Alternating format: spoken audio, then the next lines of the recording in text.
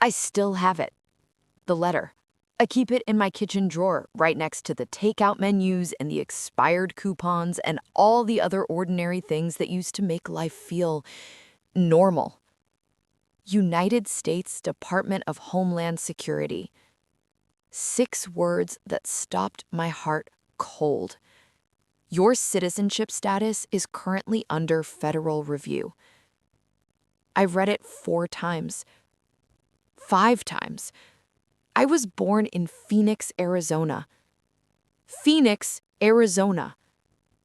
I went to Camelback High School. I have a social security number. I pay my taxes. I have a passport.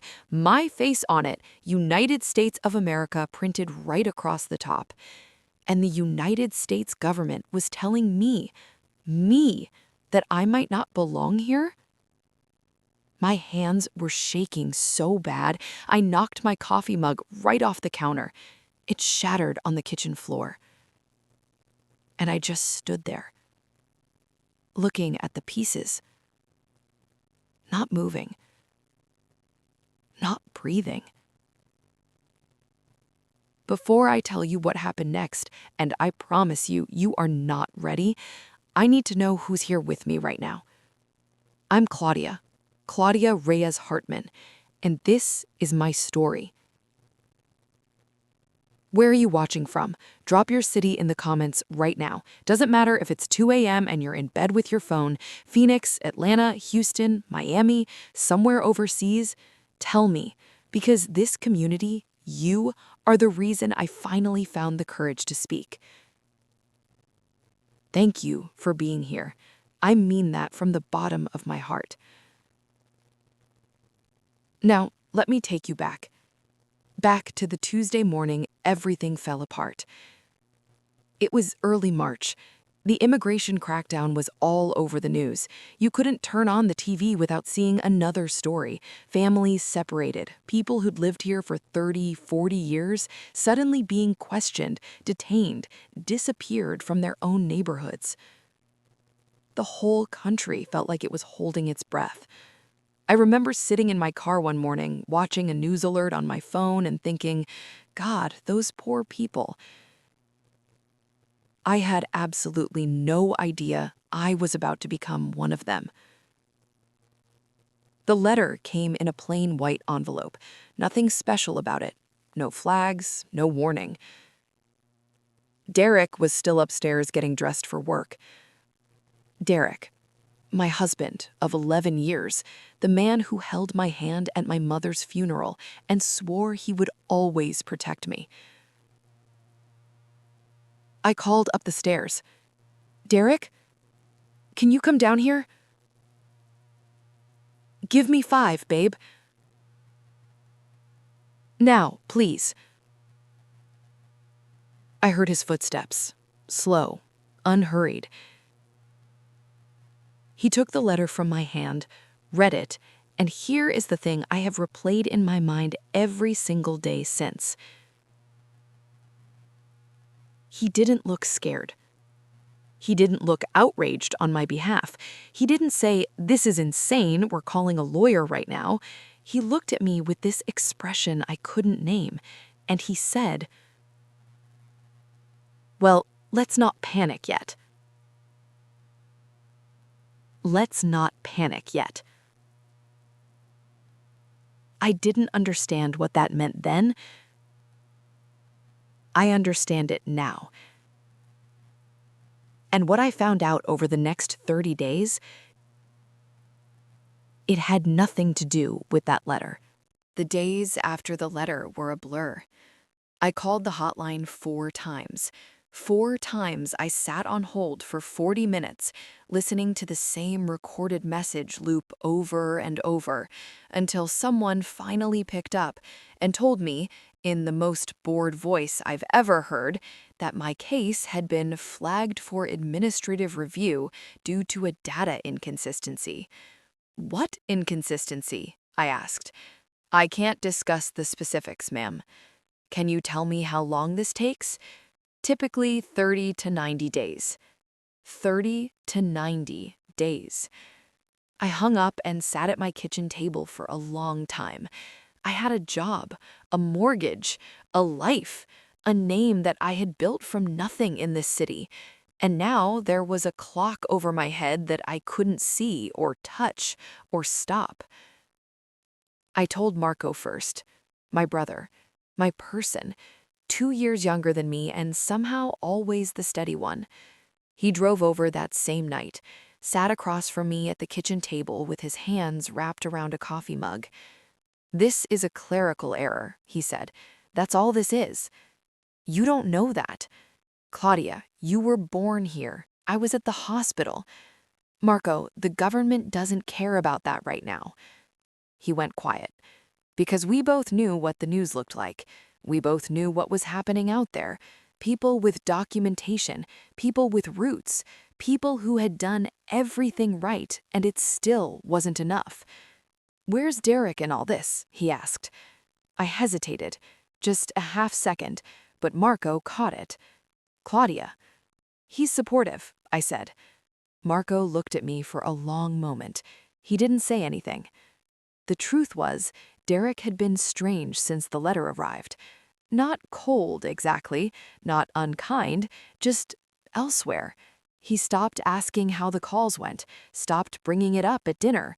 When I tried to talk about getting an immigration attorney, he'd say, "Let's wait and see what happens first." Wait and see. I told myself he was just processing. Some people go quiet when they're scared. I told myself that was Derek. Then, 11 days after the letter arrived, I needed our joint account information for the immigration attorney I'd booked on my own. I opened the banking app, and I stopped breathing all over again. In the past 10 days, Derek had moved $42,000 out of our joint savings account. $42,000. Gone. Transferred to an account I had never seen before. I sat there, staring at that screen until the numbers blurred, and a thought entered my mind that I didn't want, that I tried to push away, that came right back. He's already preparing for me to be gone. I didn't say anything that night, or the next morning, or the one after that. I made dinner, I asked Derek about his day, I laughed at the right moments, I passed him the salt. I went to bed next to him and stared at the ceiling in the dark and felt something inside me go very, very still. People talk about anger like it's fire. Mine wasn't fire. Mine was ice. I called Marco. Not from the house. I drove to the Walgreens parking lot 3 blocks away and called him from my car. "I need you to listen and not react," I said. "Marco, promise me." A beat. "Okay, I'm listening." I told him about the $42,000. He was quiet for so long I thought the call had dropped. "Marco, I'm here." His voice had changed. "I'm here, okay? Okay, what do you need?" "I need the name of the best forensic financial attorney in Phoenix." Another pause. "Not just a divorce attorney," he said slowly. "No," I said. "Not just a divorce attorney." Her name was Pamela Osei. Marco found her in 48 hours. 14 years in forensic financial law, former federal prosecutor, the kind of woman who walks into a room and the room rearranges itself around her. I sat across from her desk 3 days later. She looked at the bank records I'd printed, looked at the transfer dates, looked at me. "How long have you been married?" 11 years. "Joint assets?" "The house, 2 savings accounts, his business account, which is technically separate but was started with money from our joint account 6 years ago." She made a note. "And the citizenship review. When did that letter arrive?" "March 4th. "And the first transfer happened?" "March 9th. She looked up at me over her reading glasses. 5 days later, she said. 5 days later. She set her pen down. "Mrs. Reyes-Hartman, I want you to do something very specific for me. I want you to go home, act completely normal, do not confront your husband, do not move any money, do not change any passwords, do not give him any sign, not a look, not a word, not a single breath that you know anything." I nodded. "Can you do that?" I thought about the 11 years, the mortgage, my mother's funeral, the salt at dinner. Yes, I said. Good. She picked her pen back up. Because right now, every move he makes is evidence. I walked out of that office and I felt something I hadn't felt since the letter arrived.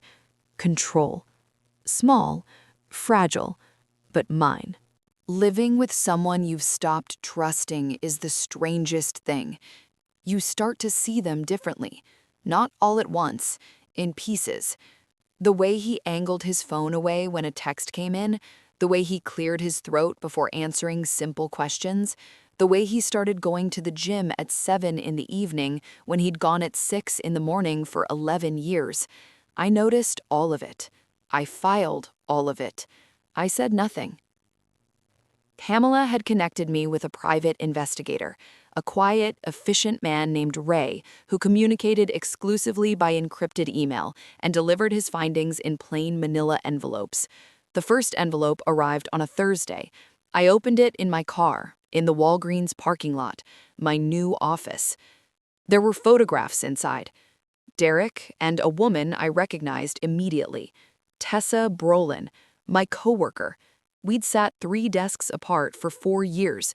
She'd come to our house for a 4th of July cookout. She'd hugged me at the office Christmas party last December. She'd looked me right in the eye. In the photos, they were at a restaurant in Scottsdale, laughing, his hand over hers on the table, easy, comfortable, like people who had been doing this for a long time. I put the photos back in the envelope. I drove home. I made spaghetti for dinner. "This is great," Derek said.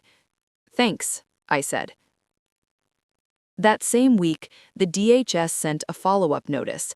The review was progressing. They needed additional documentation: birth certificate, school records, prior tax returns going back 10 years. 10 years of my life to prove I existed. I gathered everything, organized it into a binder, tabbed and labeled and dated. I brought it to a second appointment with a separate immigration attorney, one Pamela had recommended, completely disconnected from the financial case. Her name was Rosario Vega, sharp eyes, warm hands. "This is a strong file," she said, flipping through my binder. "Will it be enough?" "Claudia, this is a clerical error buried in a federal system that is currently overwhelmed and underfunded. You have everything you need. This is going to be resolved." "When?" "I can't promise a date, but I can promise this ends in your favor." I wanted to believe her. I almost did. Then I got home and found Derek on the phone in the garage with the door almost but not quite closed. I heard 3 words before he heard my footsteps. "Not much longer." He looked up, saw me, and smiled. "Hey, babe, didn't hear you come in." Not much longer. I smiled back. "Long day," I said. "I'm gonna take a bath." I went upstairs, and I sent Pamela everything. Living with someone you've stopped trusting is the strangest thing. You start to see them differently, not all at once, in pieces. The way he angled his phone away when a text came in, the way he cleared his throat before answering simple questions, the way he started going to the gym at 7 in the evening when he'd gone at 6 in the morning for 11 years. I noticed all of it. I filed all of it. I said nothing. Pamela had connected me with a private investigator, a quiet, efficient man named Ray, who communicated exclusively by encrypted email and delivered his findings in plain manila envelopes. The first envelope arrived on a Thursday. I opened it in my car, in the Walgreens parking lot, my new office. There were photographs inside: Derek and a woman I recognized immediately, Tessa Brolin, my coworker. We'd sat 3 desks apart for 4 years. She'd come to our house for a 4th of July cookout. She'd hugged me at the office Christmas party last December. She'd looked me right in the eye. In the photos, they were at a restaurant in Scottsdale, laughing, his hand over hers on the table. Easy, comfortable, like people who had been doing this for a long time. I put the photos back in the envelope. I drove home. I made spaghetti for dinner. "This is great," Derek said. Thanks, I said. That same week, the DHS sent a follow-up notice. The review was progressing. They needed additional documentation: birth certificate, school records, prior tax returns going back 10 years. 10 years of my life to prove I existed. I gathered everything, organized it into a binder, tabbed and labeled and dated.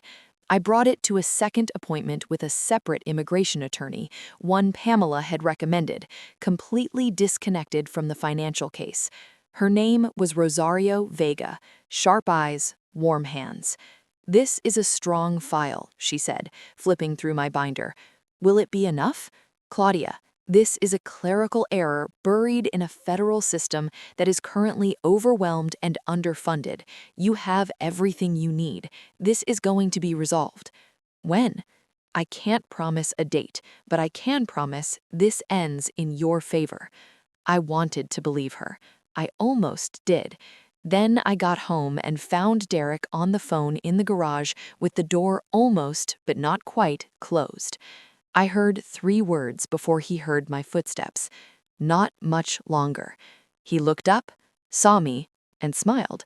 Hey, babe, didn't hear you come in. Not much longer.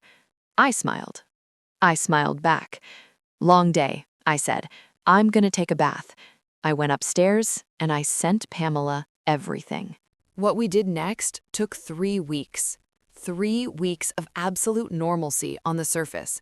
Dinner, laundry, weekend errands, a Saturday afternoon at Home Depot picking out paint samples for a kitchen we both knew, in very different ways, neither of us would be living in much longer. I got good at the performance. Maybe too good. Pamela built the financial case from both ends. She hired a forensic accountant who went through 4 years of our joint records, every transfer, every withdrawal, every payment. What they found was meticulous. Derek had been careful, methodical. He had moved money in amounts small enough to avoid automatic flags. He had used the LLC as a buffer, layering the transfers so the trail wasn't immediately obvious. But it was there. All of it was there. He's smart, Pamela said at our 3rd meeting, but he's not smarter than a paper trail. Attorney Pamela Osei, I need to tell you, was worth every penny. Meanwhile, Rosario filed my documentation response with DHS. Complete, airtight, 53 pages of proof that I was exactly who I said I was and had been every day of my 44 years on this earth. Now we wait, Rosario said. How long? Weeks, maybe less. Your file is strong, Claudia. I've seen harder cases than yours resolve in 10 days. I nodded. Waiting, I had learned, was something I could do. Marco came over one evening while Derek was at the gym. He sat at the kitchen table, looked around the house, the photos on the wall, the art we'd picked out together, the life assembled piece by piece over 11 years. You okay? He asked. Getting there. You sure you don't want to just... No confrontation yet, Pamela's orders. He picked up his coffee mug, set it back down. He has no idea? None. Marco was quiet for a moment. You know what I keep thinking about? He said. That night at Mom's funeral, he gave this whole speech at the reception about family, about loyalty, about how the Reyes family had adopted him and he would spend his whole life being worthy of that. I remembered. Everyone had cried. He meant it, I think. He actually meant it then. What changed? I thought about it. He thought I became a liability, I said, and he chose his exit over his vows. Marco stared at the table. His loss, he finally said. His catastrophic, catastrophic loss. 3 days later, my phone rang. It was Rosario. Claudia? Her voice was different, lighter. My heart hammered. Tell me, I said. It's over, she said. DHS closed the review. Clerical error, a data entry mistake in a digitization program they've been running on older records. Your citizenship status has been fully confirmed. There is no case. There never was one. The kitchen went blurry. It's done? I whispered. It's done. You're clear, completely clear. I sat down on the kitchen floor, right next to where the coffee mug had shattered, and I cried. Not from sadness, from something else entirely. Because the government had given me my life back, and I was about to use it. I didn't tell Derek about the clearance. Not that day, not that week. I let him keep thinking what he was thinking. I needed him comfortable. Comfortable people make mistakes. Pamela had everything: the financial records, the LLC documentation, the asset transfer timeline, the forensic accountant's report, 41 pages itemizing every dollar Derek had moved. She also had something else, something Ray, the investigator, had found in week 3. Derek had been in communication with a real estate attorney, not a divorce attorney, not yet, a real estate attorney, specifically about transferring the deed on our house, the one I had put 60% of the down payment on with money from my grandmother's estate. He had been planning to transfer the deed while I was in the middle of a federal citizenship review, while I was distracted, frightened, focused on survival. He had been moving to take the house. I remember Pamela sliding that document across the desk to me. I looked at it for a long time. He wasn't just leaving me, I said. No, she said. He was going to leave me with nothing. She didn't answer. She didn't need to. We chose a Sunday dinner, a thing we still did, a habit left over from better years. I cooked, actually cooked, roast chicken, roasted vegetables, the good dishes. Derek came downstairs freshly showered, looked at the table and smiled. "What's the occasion?" "Just felt like it," I said. He poured himself a glass of wine, sat down. We talked about ordinary things: the neighbor's new dog, a pothole on our street that had been there for 6 months. He was relaxed, comfortable. I watched him, and I thought, he still has no idea who I am.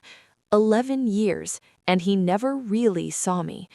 He saw someone manageable, someone who could be frightened into smallness, someone whose crisis was his opportunity. He did not see the woman who had called Marco from a parking lot and hired a forensic financial attorney and spent 3 weeks gathering evidence while smiling across this exact dinner table. Dessert. I cleared the plates. And then I heard it. His phone buzzed on the counter. He glanced at it, and just for a second, just one unguarded second, something crossed his face, something soft and private, a smile he had no idea I was watching, a smile that was not for me.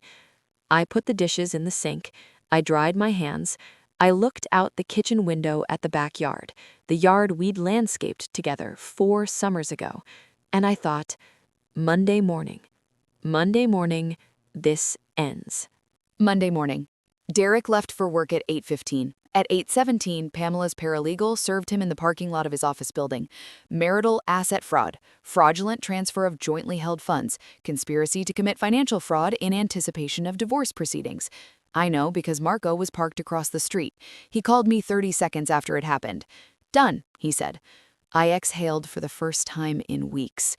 Derek called me 11 minutes later. I let it ring. He called again. I picked up on the 3rd call. "What did you do?" His voice was unrecognizable, raw, almost animal. "Good morning, Derek." "Claudia, what did you do?" "I protected myself," I said, "the way you decided not to." "That is not— You don't understand what those documents say." "I understand exactly what they say. Pamela Osei walked me through every page. Twice." Silence. A long, terrible silence. "The LLC," he finally said. "The LLC," I confirmed. "That money was going to be used to start a new life with Tessa in a real estate venture you'd been building for 14 months. I paused. "While we were still married, while I was dealing with a federal citizenship review, you did absolutely nothing to help me fight. Nothing." "Derek," my voice went flat, "you saw that letter and you thought your problem was about to solve itself. That's not, you moved $42,000 in 5 days. Claudia, listen to me. You were going to transfer the deed on our house. You were going to leave me with nothing, while the government was questioning whether I even belonged in this country. The silence that followed was different from the others. Heavy. Final. I want to talk to you, he said, quieter now. In person, tonight. My attorney will be in touch, I said, and I hung up. I sat on the back porch for a long time after that. The yard, the landscaping, the rosemary bush I'd planted the first summer we moved in because I'd read that rosemary means remembrance. 11 years of remembering a man who had been calculating his exit for 2 of them. Marco showed up an hour later with coffee and donuts and absolutely nothing to say. We just sat. The sun came up higher over the yard, and for the first time since that plain white envelope arrived in March, I felt like myself again. The legal process took 7 months. 7 months of depositions and document requests, and Derek's attorney sending letters that Pamela demolished one by one with the efficiency of someone who had been doing this since before Derek knew what an LLC was.